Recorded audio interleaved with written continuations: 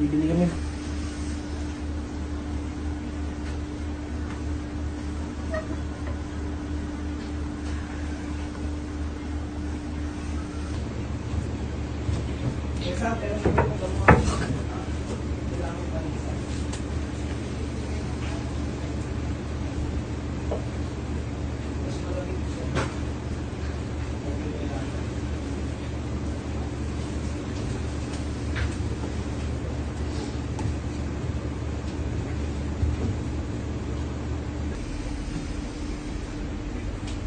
Uy!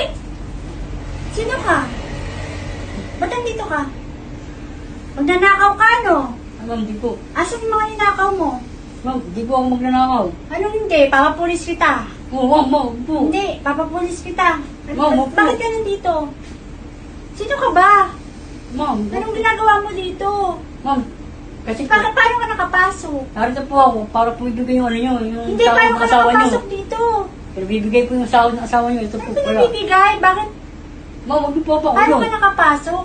Eh, bukas po yung gate eh. Di ba dapat kumakatok ka muna? Eh, ma'am, eh, dumiretso na po Siguro ako. magnanakaw ka, no? Ma'am, ito po yung sahod ng asawa nyo, Hindi. pinabigay po sa akin. Ito po. Hindi, papatawag ko yung Hindi barangay. po, ma'am. Totoo po sinasabi ko, Eh, ma'am. paano ka nakapasok dito? Bukas Siguro po yung ninakaw gate mo mo. yan sa taas, no? Ma'am, di po. Akin yan eh. Ito po ang totoo. Hindi. Bibigay po ng asawa nyo yung sahod niya.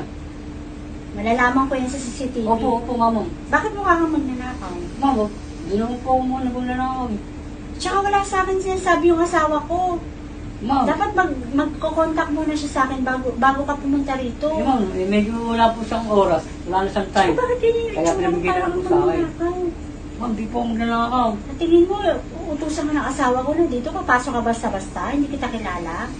Ma'am, tatawag po siya. Pag uwi niya po, Hindi, sasabihin niya po yun. tatawag ako ng pulis.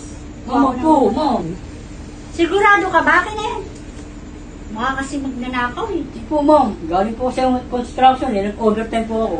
Ako na lang po natira para pagbili na ng... Sige, malis ng ka amo na. ko. Sawa niyo po yun eh. Yung amo ko eh. Sabi